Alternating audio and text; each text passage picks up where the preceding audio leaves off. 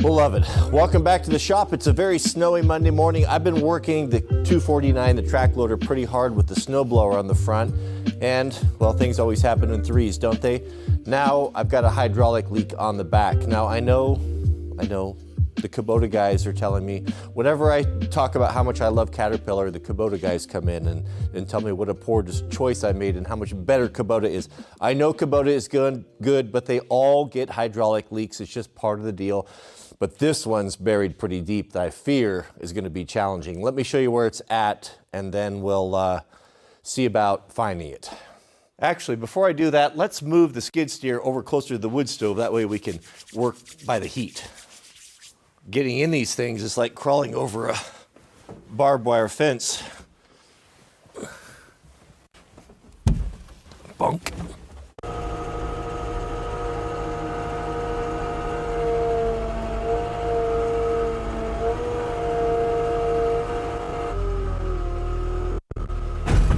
Last week I noticed hydraulic fluid on the floor and then running down the side here and little drips right here on these hoses. So I'm thinking it's probably the origin somewhere in here.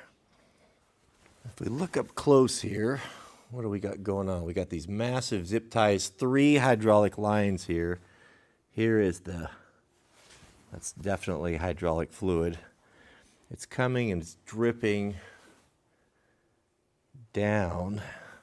So we know it's got to be probably,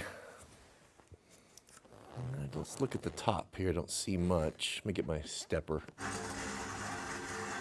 This is a shop item that I have really loved. It is a stepper stool that I found it on the Snap-on site, but I think I went off and found the manufacturer and got it for half price. If I can find that link, I'll put it up there for you. But this is a great stool because it's got the casters on it. You can move it around. And then when you need to get up in a tall vehicle, it pushes the springs down. This is a great tool, really well made. But you can see how those springs compress. I got it set pretty tight, really close. But this is a really nice tool. Galvanized handles, bumper pads so you don't push it up and dent your car or vehicle. But highly recommended for when you got to get up and look at tall things. All right, gentlemen, what can we see here?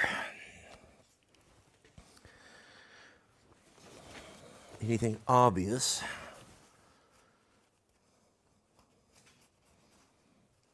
That looks a little bit suspicious, doesn't it?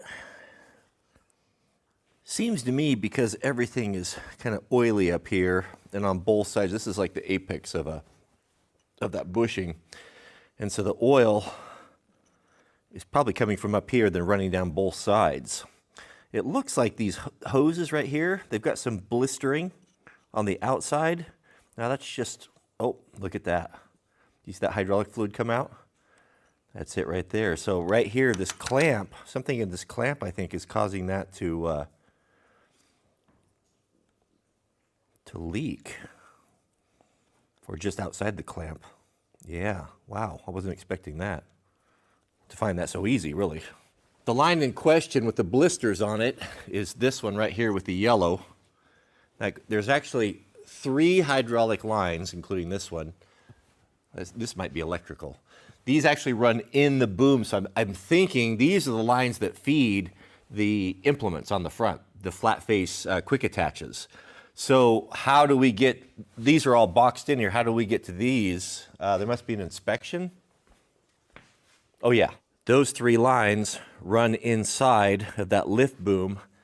And if we look right here, it appears there is an inspection plate right here. So I'm guessing the 3 lines, yeah, that's exactly what it is. One of them is the power right here, and then the accessory hydraulics. So those flexible lines in there are leaking, I'll bet you. Let's pop that cover off and see what's it going to take to get that hose out of there. No filthy metric, which I'm always happy about. Oh, it is a filthy torque, though, which is pretty bad.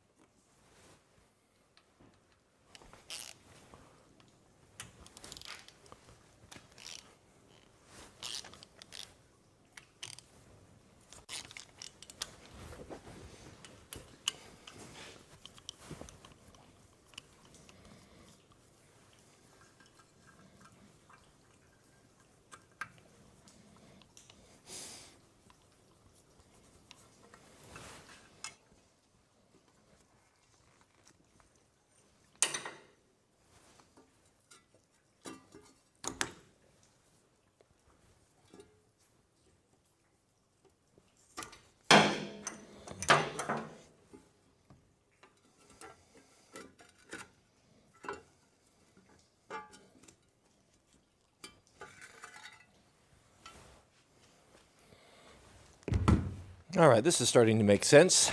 Now we have all these hoses opened up here. There are actually 3 hoses that come through here, so I don't know which one is which. And to get to the bottom ones, you'd have to take the top. They all have to come loose to get to them, so I guess we could just knock them loose and then jiggle them to see which is which. But I think 2 of these 2 main ones here, this one I don't think we use that one. 2 of these I'm going to replace these both, I'm guessing, the supply and the return. Let's start by removing all of the clamps. These great big zip ties, they're so nice. Can we save them? Sometimes you can find a release on these things so we don't have to replace them. Hopefully they're not one-time use. The O-ring pick enters the chat. If we can get that in there. Well, even Caterpillar, I said everything's so... No, that ain't gonna touch it. Guess the same thing for this side. Like little mini flex cuffs.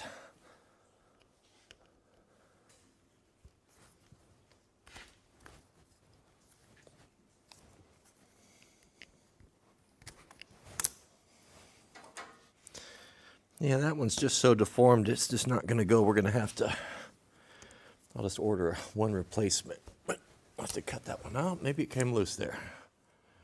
I might be able to salvage that. Okay, so that frees those up. Now we've got a clamp up here.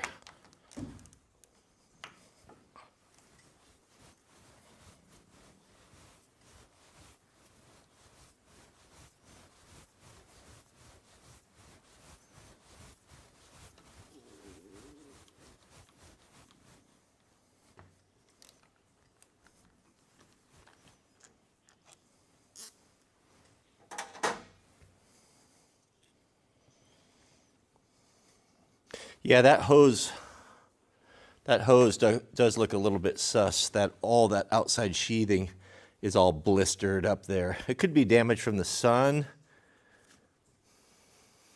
This one doesn't have any of that blistering, but I should probably replace both of them. Okay, so now they're free, and they should just be set right down that arm, and we can disconnect the other end and maybe just pull them through. I hope I've got a wrench this big. No. I thought so.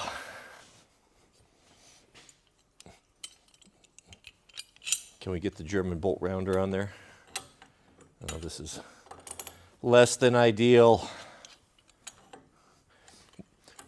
The more I think about it, that other hydraulic hose looks like brand new. You know, it's only 500 hours on this machine, so I don't know that we need to replace both of them. I guess it depends on how hard it is to get this out. What's the chance of this top one being the one that we need?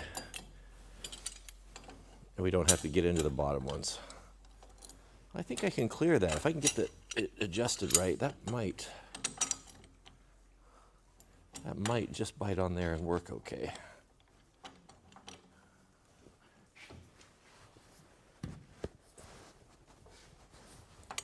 I have a good bite. Let me give it a whack.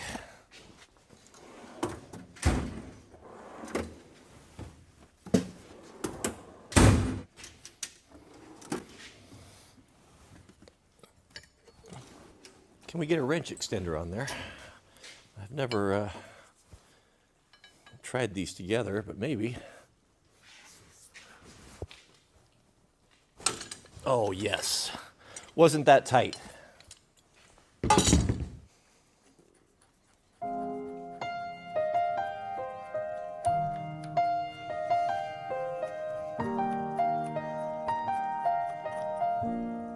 you see that wiggling? That's the one we just unhooked. Which one was that? So the one with the leak is on the outside. This is all blistered. I'll bet you it's on the bottom. Who knows? Oh, we got another clamp here. Well, no, I'm going the wrong way. Good grief. Oh yeah, of course, it's tight, but, well, that was that. That's pretty simple. Our hose runs right here on the outside. So we've got a couple of clamps here. Most guys will have a mix of shallow and deep sockets in your set, and you pretty much need that perfect situation right there when you got a clearance issue. So ultimately the goal is going to be to get full, shallow, and deep. I like the 3/4 inch or the mid-length. These are my Snap-on metrics. These are mid-length, and this is long. I find that these work in 99% of the time, and they're just more handy to use. No, there's not clearance for this either. We'd have to use an end wrench.